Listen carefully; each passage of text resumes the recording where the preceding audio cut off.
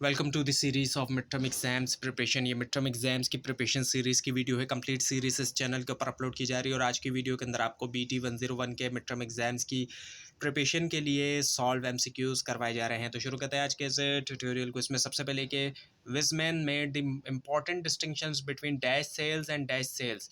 Weizmann ने जो है वो इम्पॉर्टेंट डिस्टिंक्शन की फ़र्क किया कौन कौन से सेल्स के दरमियान। सो वो किया जर्म एंड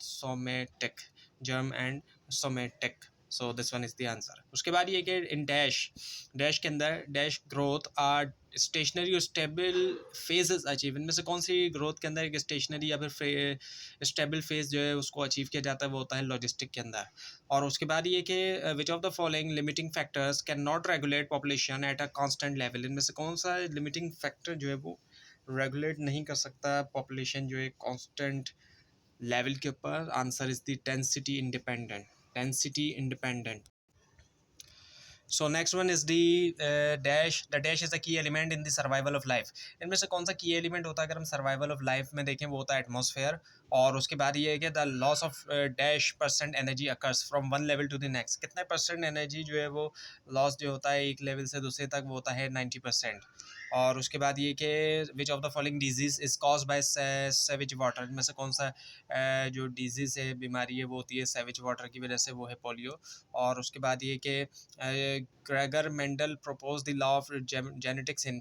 ग्रेगर मेंडल ने जो लॉ ऑफ जेनेटिक्स जो है वो दिए थे, कब दिए थे? 1865 में। और उसके बाद ये क्या है? Stratosphere is the dash major layer of earth atmosphere. Stratosphere जो है वो कौन सी मेजर लेयर है अर्थ एटमॉस्फेयर में? वो सेकंड जो है वो मेजर लेयर है। उसके बाद ये क्या है? The adult human body contains dash of water by weight. अगर हम बाय वेट देखें तो एडल्ट ह्यूमन बॉडी में हमें कितना दिखाई देता है, कितने परसेंट? 60% हमें दिखाई देता है।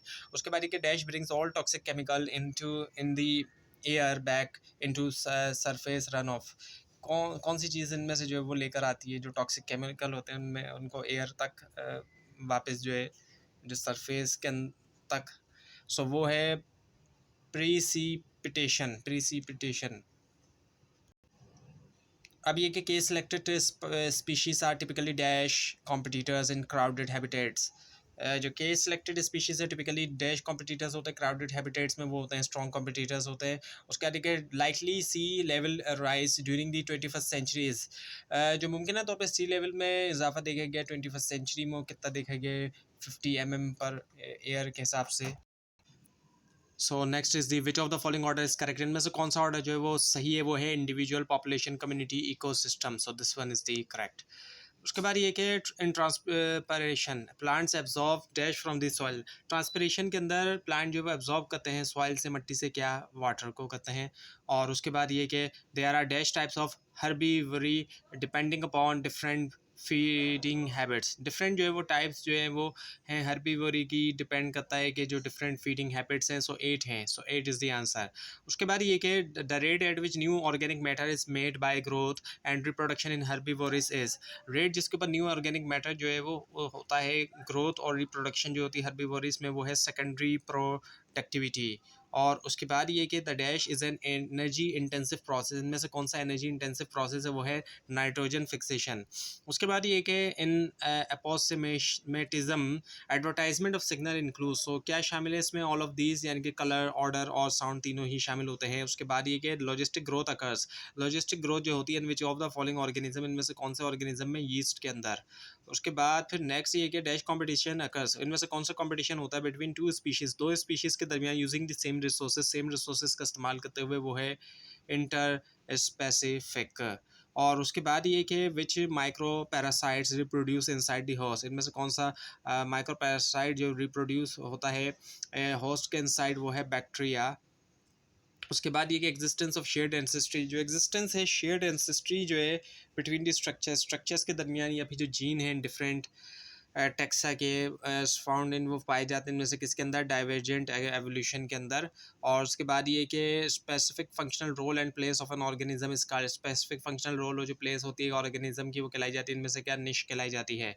उसके बाद ये कि the third atmosphere is the constant rearrangement of. जो थर्ड एटमॉस्फेयर है वो कांस्टेंट रीअरेंजमेंट है इनमें से किसका? गैसेस का। और उसके बाद फिर आ जाता है transparency in inter specific interaction is shown by, transparency जो होती है इंटर स्पेसिफिक इंट्रैक्शन के अंदर उसको किस तरह शो किया जाता है जेलीफिश से। और उसके बाद ये कि alpha diversity refers to, alpha diversity से मुराद क्या है, इनमें से वो है specifies diversity within a communication, specify करना डाइवर्सिटी जो एक कम्युनिकेशन के अंदर उसके सॉरी कम्युनिटी के अंदर। उसके बाद dash is the practice of cultivating aquatic organism, इनमें से कौन सी जो है वो प्रैक्टिस है कल्टिवेट करने की एक्वेटिक ऑर्गेनिजम्स को, वो है एक्वा कल्चर। उसके बाद ये term ecosystem was first coined by, सबसे पहले जो टर्म निकाली वो किसने निकाली इकोसिस्टम की, वो निकाली एजी टेंसली ने, एजी टेंसली। उसके बाद विच of the following is a natural source of air population, natural source air population की इनमें से कौन सी है, वॉल्केनो से। उसके बाद विच component of an ecosystem initiates the food chain, इनमें से कौन सा जो है वो इकोसिस्टम का कंपोनेंट इनिशिएट करता है, शुरुआत करता है फूड चेन की, वो प्रोड्यूसर करता है। अब ये कि the ozone layer is most mainly found in which part of the atmosphere, ozone layer mainly तौर पे पाई जाती है इनमें से कौन से पार्ट के अंदर एटमॉस्फेयर की, वो है स्ट्रेटोस्फेयर। उसके बाद ये विच ऑफ द फॉलोइंग इनमें से कौन सा जो है the best example of in Situ conversation, वो बेहतर एग्जांपल है इन सिटू कंजर्वेशन की, वो है नेशनल पार्क। उसके बाद ये कि which gas is primarily responsible for acid rain के लिए कौन सी गैस रिस्पॉन्सिबल होती है प्राइमरीली तौर पर, वो है सल्फर डाइऑक्साइड। उसके बाद ये कि in ecological succession the final stable community is called, ecological succession में जो फाइनल स्टेबल कम्युनिटी है वो कहलाई जाती है क्लाइमेक्स कम्युनिटी। और उसके बाद ये कि which of the following is not a green house gas, इनमें से कौन सी ग्रीन हाउस गैस नहीं है, ऑक्सीजन। और उसके बाद ये कि the main source of energy for the earth ecosystem, जो मेन सोर्स ऑफ एनर्जी होती है अर्थ इकोसिस्टम के लिए वो क्या है, सोलर एनर्जी, सोलर एनर्जी।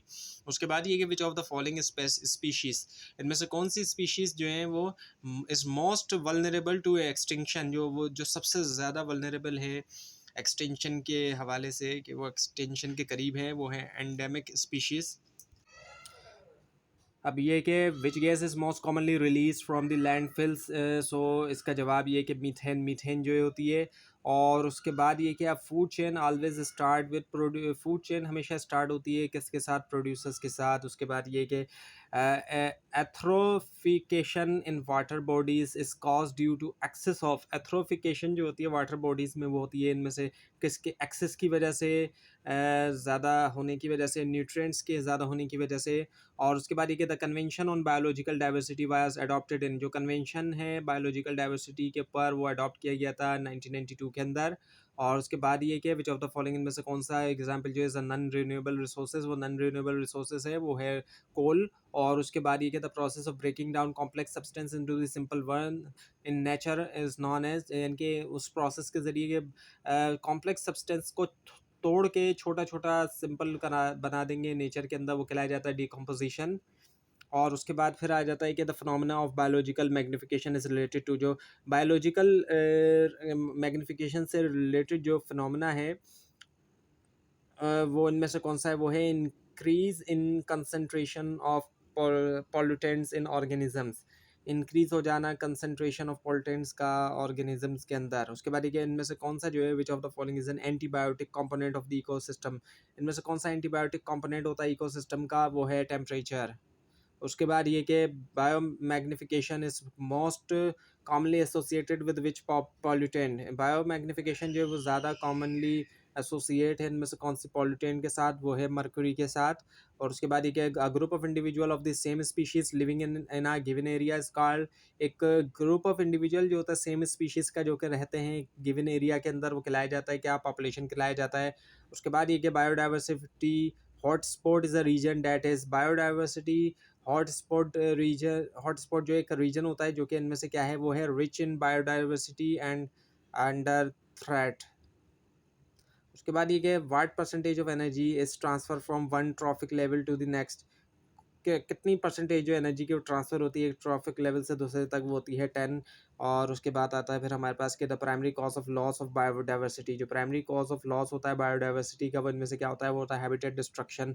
और उसके बाद ये कि the term biodiversity was first coined by, जो सबसे पहले ये टर्म दी बायोडाइवर्सिटी की वो किसने दी थी, वो दी थी वॉल्टर वॉल्टर जी रोजन ने। उसके बाद ये क्या, विच of the following is the largest reservoir of carbon on earth, इनमें से कौन सा जो है वो सबसे लंबा जो है बड़ा जो है रिजर्वियर होता है कार्बन का अर्थ के ऊपर, वो है ओशियंस।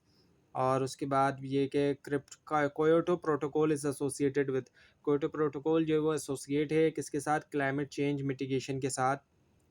उसके बाद which one of the following is the best example of एक्स-CO2 कंजर्वेशन, एक्स-CO2 कंजर्वेशन की इनमें से कौन सी बेस्ट एग्जांपल है, वो है सीड बैंक्स। उसके बाद which type of population is cause by oil spills in ocean, इनमें से कौन सी पॉपुलेशन सॉरी पॉल्यूशन होती है किस तरह की, ऑयल स्पिल्स होने से ओशियंस के अंदर अगर हम देखते हैं तो वाटर पॉल्यूशन होती है।